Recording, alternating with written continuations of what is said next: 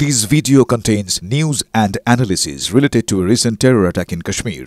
The content may include sensitive visuals and discussions that could be distressing to some viewers. Viewer discretion is advised. We strongly condemn all forms of violence and terrorism. The purpose of the content is solely to inform and create awareness based on verified reports. MDH chana masala এখন ছোলা হোক বা বরবটি দানা, সাদা চানা হোক বা কালো, সব রান্নাই হবে অসাধারণ। জলস্থল থেকে আকাশ, ভারতের শক্তি প্রদর্শন চলছে। যে কোনো জায়গা থেকে পাকিস্তানকে প্রত্যাঘাত করতে তৈরি রয়েছে ভারত। মোহনার পর উত্তরপ্রদেশের শাহজাহানপুরে গঙ্গা এক্সপ্রেসওয়ের ওপরে নামলো ইন্ডিয়ান এয়ারফোর্সের যুদ্ধ বিমান। সেই ছবি আপনারা দেখতে পাচ্ছেন। ভারতের রাস্তা থেকে অপারেশনে প্রস্তুত ভারতের যুদ্ধ বিমান, তারই মহড়া।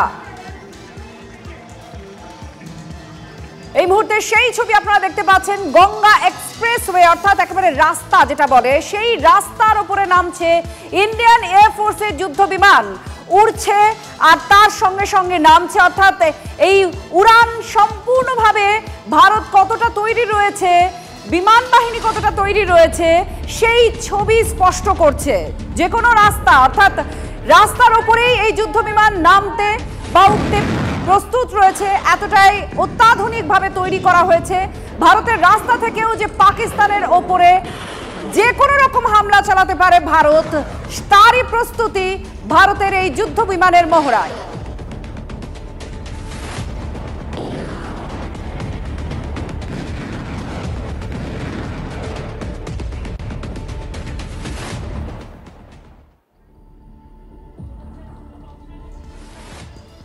আর এবার পাক নৌবাহিনীকে সাবধান করলো ভারতীয় নৌসেনা। ইন্ডিয়ান নেভি সাবধান করলো পাক নৌবাহিনীকে। ইতিমধ্যেই আপনাদের জানিয়ে রাখে, আরব সাগরে নতুন যুদ্ধজাহাজ পাঠানো হয়েছে ভারতের তরফ থেকে। ব্রহ্মোস সুপারসনিক মিসাইল নিয়ে চলছে নজরদারি। পাক নৌবাহিনী থেকে মাত্র 80 নটিক্যাল মাইল দূরে রয়েছে ভারতের একাধিক যুদ্ধজাহাজ। দেখুন সেই ছবি।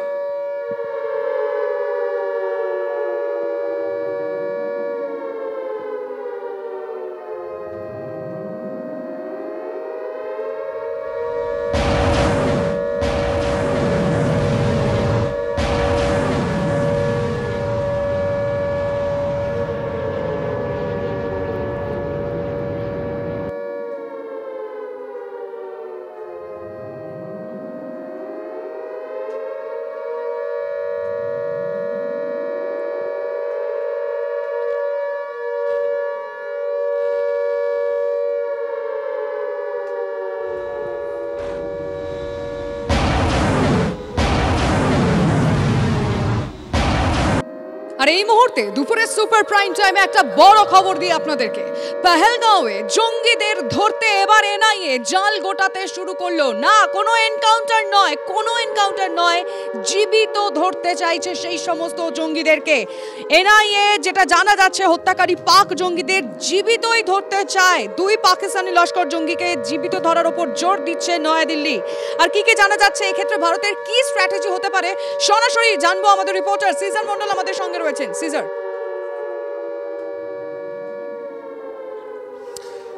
একদমই, এবং সেটাই কিন্তু নয়াদিল্লির কোথাও একটা স্পষ্ট বার্তা। এনআইএ সহ বিভিন্ন এজেন্সি যারা এই হত্যাকারীদের ধরার চেষ্টা করছে, কোথাও তারা চাইছেন যে জীবিত এদেরকে ধরতে পারলে, ঠিক আজমল কাসেমের সময় যতটা ভারত খুব স্পষ্টভাবে অকাট্য যুক্তি এবং প্রমাণ দিয়ে দেখিয়ে দিয়েছিল 26/11-এর পেছনে কীভাবে লস্কর এবং পাকিস্তানের হাত রয়েছে, ঠিক একইভাবে এই দুজনকে, মুসা এবং তালহা ভাই যে দুজনের নাম উঠছে, যারা একদম সরাসরিভাবে এই হত্যাকাণ্ডের সঙ্গে যুক্ত, তাদেরকে যদি গ্রেপ্তার করা সম্ভব হয়, তাদের যদি জীবিত ধরা সম্ভব হয়, তাহলে তাদের বয়ান এবং তাদের কাছ থেকে পাওয়া জিনিসপত্র দিয়ে খুব স্পষ্টভাবে গোটা বিশ্বের কাছে এই প্রমাণ তুলে দেওয়া হবে যে পাকিস্তান বছরের পর বছর ধরে কিভাবে তাদের মাটিতে জঙ্গিদের মদদ দিচ্ছে, পাকিস্তান সরকার মদদ দিচ্ছে, অর্থ দিয়ে, জায়গা দিয়ে, বিভিন্নভাবে মদদ দিচ্ছে, এবং সেই জঙ্গিরা ভারতে একের পর এক এই ধরনের হত্যাকাণ্ড, নাশকতা ঘটাচ্ছে। এবং সেই জায়গা থেকে কি পরিকল্পনা এনআইএর আমরা জানি যে এর আগেও আমি বলেছিলাম যে দক্ষিণ কাশ্মীরের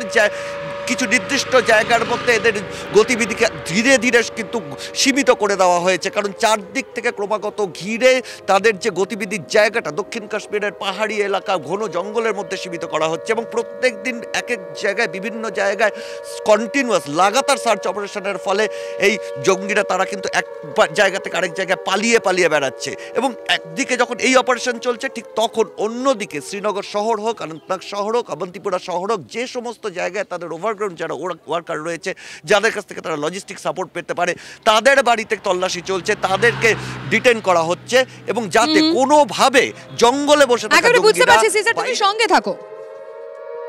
আর একেবারে সিজার তুমি যেরকম সঙ্গে রয়েছে ঠিক সিজারের কাছে এই বিষয়টি নিয়েও জানতে চাইবো যে আইএসআই এর নির্দেশ ছিল এবং আইএসআই সদর দফতর থেকে এই পেহেলগাঁও হামলার ব্লুপ্রিন্ট তৈরি হয়েছে। আপনাদের আরো একবার জানাবো, একেবারে হতচকিত করার মতো খবর, আইএসআই এর নির্দেশে লস্করি তৈবার যে সদর দফতর সেই সদর দফতরে বসে পেহেলগাঁও হামলার ব্লুপ্রিন্ট তৈরি হয়েছে। সিজার মন্ডল রয়েছে আমাদের সঙ্গে। সিজার, কি তথ্য উঠে আসছে? একদমই জাতীয় তদন্তকারী সংস্থা এনআইএর যে প্রাথমিক রিপোর্ট গতকাল ডিজি বৈষ্ণব ভ্যালি তিনি নিজে গোটা ঘটনাস্থল খতিয়ে দেখার পর তার তদন্তকারী আধিকারিকরা যে প্রাথমিক রিপোর্ট পেশ করেছেন সেই রিপোর্টে স্পষ্টভাবে উল্লেখ করা হয়েছে ইতিমধ্যেই 150 জনকে জিজ্ঞাসাবাদ করা হয়েছে। টেকনিক্যাল সার্ভিলেন্সের মাধ্যমে যে সমস্ত টেকনিক্যাল এভিডেন্স পাওয়া গেছে তা থেকে এটা স্পষ্ট যে সরাসরি পাকিস্তানের মাটিতে বলা ভালো পাক অধিকৃত কাশ্মীরের মাটিতে লস্করের যে সদর দপ্তর সেখানে বসেই এর পরিকল্পনা করা হয়েছে এবং এই পরিকল্পনার পেছনে লস্কর যদি মূল এক্সিকিউটর হিসেবে কাজ করে থাকে সেখানে সম্পূর্ণ মদত এবং পরিকল্পনা মাস্টারমাইন্ড হিসেবে আইএসআইয়ের ভূমিকা রয়েছে এবং পাক হ্যান্ডলারদের মাধ্যমে কিন্তু এরা ঢুকেছিল এবং তারা নিয়মিত যোগাযোগ রাখছিল পরবর্তী পদক্ষেপ কী হবে এবং এই ভ্যালিতে যে হামলা হয়েছে সেই হামলার আগেও তারা যোগাযোগ করেছিল তাদের হ্যান্ডলারদের সঙ্গে এবং তাদের অনুমতি নিয়েই তারা এই হামলা চালায়। অর্থাৎ সরাসরি যে পাকিস্তানের মাটি থেকে এই ষড়যন্ত্র হয়েছে এবং তাদের নির্দেশে এই গোটা ঘটনা হয়েছে সেটা কিন্তু প্রাথমিক তথ্য প্রমাণের ভিত্তিতে এনআইএ যে প্রাথমিক যে রিপোর্ট পেশ করেছে সেই রিপোর্টে স্পষ্ট করে উল্লেখ করা হয়েছে। শ্রীনগরে এখনও ডিজি এনআইএ সাদানন্দ দাতে রয়েছেন, তিনি তাদের তদন্তকারী আধিকারিকদের সঙ্গে কথা বলছেন, কাশ্মীর পুলিশের সঙ্গে কথা বলছেন এবং যে পরিকল্পনার কথা আমি বললাম যে ক্রমাগত এদের গতিবিধির বৃত্তটাকে ছোট করে দিয়ে তাদের বাধ্য করা বাইরে বের করে আনতে এবং জীবিত গ্রেপ্তার করা সেই পরিকল্পনাটাকে কিন্তু বাস্তবায়িত করার চেষ্টা চলছে। ধন্যবাদ সিজার, শ্রীনগর থেকে সরাসরি আমাদের সঙ্গে ছিলেন আমাদের প্রতিনিধি সিজার মন্ডল।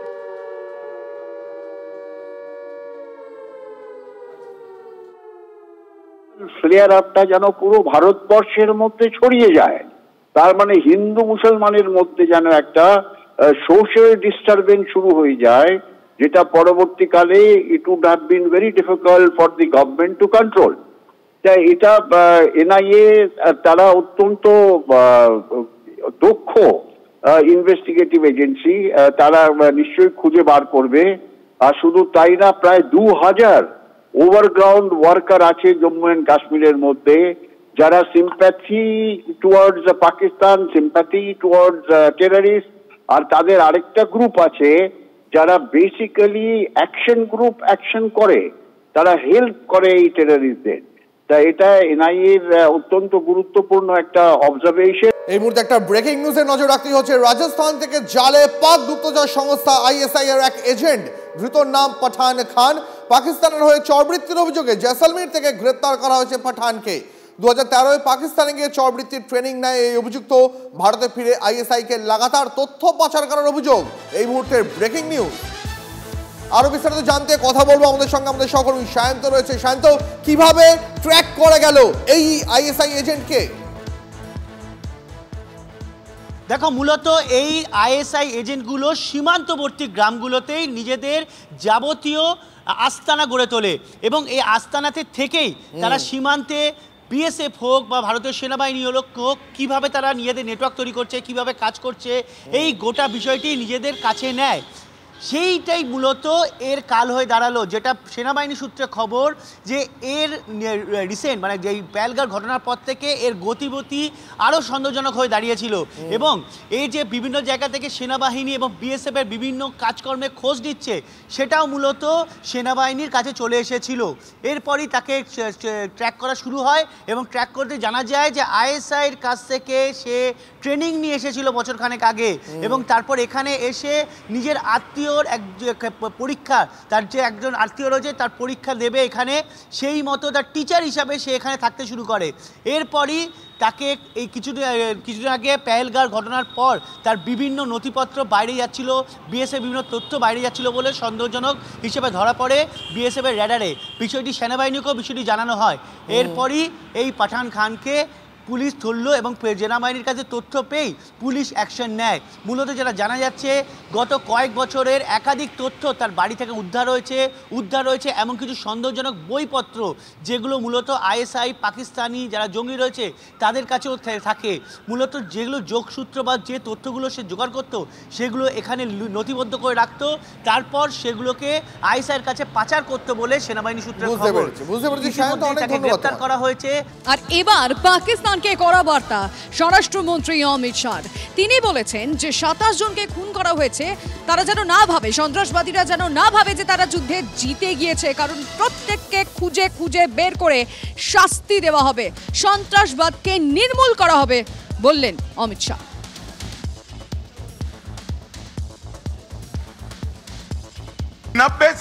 90 के दशक से कश्मीर में जो आतंकवाद चला रहे हैं उनके खिलाफ हमारे प्रधानमंत्री नरेंद्र मोदी जी का जीरो टॉलरेंस का नीति है। वो ये न समझ ले कि हमारे 27 नागरिकों का जान लेकर ये लड़ाई जीते हो। मैं सभी आतंक फैलाने वालों को कहना चाहता हूं कि लड़ाई का अंत नहीं है, एक मकाम है। हर व्यक्ति को चुन चुन कर जवाब भी मिलेगा, जवाब भी लिया जाएगा। और अगर कोई एक कायराना हमला कर ये समझता है कि हमारी बड़ी जीत है, तो एक बात मन से समझ लीजिए, ये नरेंद्र मोदी सरकार है, किसी को बख्शा नहीं जाएगा, किसी को बख्शा नहीं जाएगा। इस देश की इंच इंच भूमि पर से आतंकवाद को मूल समेत उखाड़ने का हमारा संकल्प है और वो सिद्ध होकर रहेगा।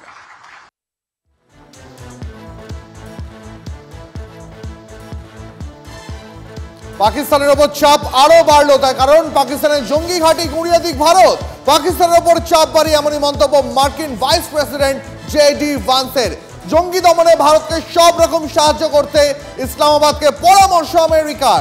পাকিস্তানে লুকিয়ে থাকা জঙ্গিদের লাদেনের মতন অবস্থা হবে, হুঁশিয়ারি ভান্সের। সন্ত্রাসবাদী বিরুদ্ধে লড়াইয়ে ফের মোদির পাশে থাকার বার্তা এসেছে ইউএস থেকে। বিদেশমন্ত্রী জয়শঙ্করের সঙ্গে কথা মার্কিন বিদেশ সচিবেরও হয়েছে। সন্ত্রাসবাদের বিরুদ্ধে দ্রুত ব্যবস্থা নিন, আলোচনায় বসুন, পাকিস্তানকে কড়া বার্তা মার্কিন বিদেশ মন্ত্রকের মুখপাত্রের। আমরা কথা বলবো আমাদের প্রতিনিধি জ্যোতির্ময় কর্মকার আমাদের সঙ্গে এই মুহূর্তে সরাসরি আছেন। জ্যোতির্ময়, আমেরিকার পাশে থাকার বার্তা একাধিকবার এবং একাধিক স্তর থেকে আসা, এটা কতটা গুরুত্বপূর্ণ?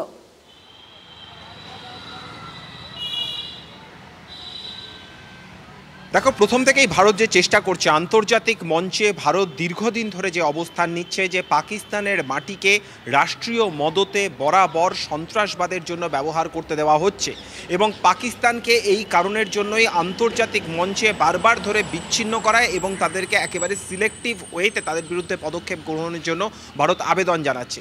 পুলওয়ামার পরেও যে ঘটনা ঘটেছিল, এবারে আবার নতুন করে যে ঘটনা পেহেলগামে ঘটেছে, তারপরেও আন্তর্জাতিক মঞ্চে আমরা দেখেছি যে যেমন দিল্লিতে বিদেশমন্ত্রী এস জয়শঙ্কর তিনি একাধিক দেশের রাষ্ট্রপ্রধানদের তিনি ডেকে এনে বা তাদের একাধিক দেশের রাষ্ট্রদূতদের ডেকে এনে তাদেরকে ভারতের অবস্থান বুঝিয়েছেন। এর পাশাপাশি আমরা জানি যে একাধিক জায়গাতে বিদেশেও এই বার্তা তুলে ধরা হয়েছে। ইউনাইটেড নেশনসে ভারত তার নিজের বার্তা তুলে ধরেছে এবং যখন আজকে আমেরিকার উপরাষ্ট্রপতি তিনি এই কথা ভাইস প্রেসিডেন্ট যখন এই কথা বলছেন, তখন একটা বিষয় স্পষ্ট যে পাকিস্তান রাষ্ট্রের সরকারের ভূমিকা সম্পূর্ণভাবে আন্তর্জাতিক মঞ্চের কাছে ক্লিয়ার হয়ে গেছে এবং সেই কারণে এই বার্তা আসছে যে লাদেনের যে পরিণতি হয়েছে তাকে খুঁজে আমেরিকা ঠিক যেভাবে মেরেছে, পেহেলগাম হত্যার সঙ্গেও যে সমস্ত জঙ্গিরা যুক্ত রয়েছে তারা যদি পাকিস্তানের মাটিতে থাকে তাদেরকেও সেই একইভাবে খুঁজে তাদেরকে মারা হবে। অর্থাৎ এই লড়াইতে আমেরিকা যে সরাসরিভাবে ভারতের পাশে, নয়াদিল্লির পাশে রয়েছে, সেই অবস্থান সম্পূর্ণ স্পষ্ট। ধন্যবাদ।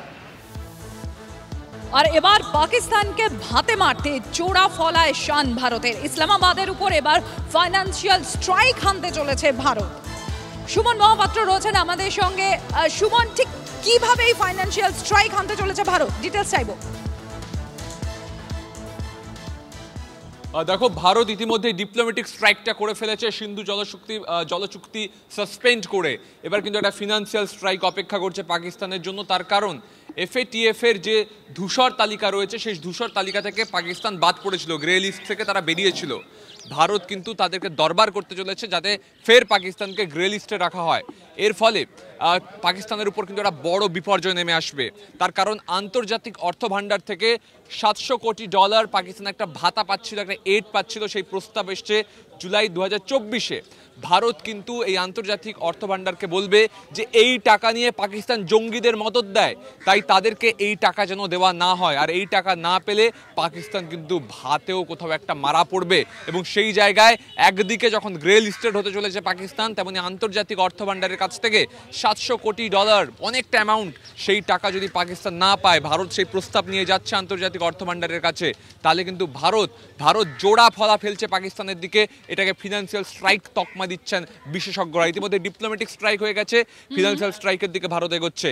এরপর কি তাহলে আবার একটা সার্জিক্যাল স্ট্রাইক? এটাই গোটা দেশ এই মুহূর্তে দেখে তাকিয়ে আছে। ধন্যবাদ সুমন। বাহ, এবার রয়েছে স্বাদ। হ্যাঁ, অপূর্ব স্বাদ। MDH এর চাঙ্কি চাট মশলা, জীবনে আসল স্বাদ জাগলো। আসল মশলা, yes, MDH।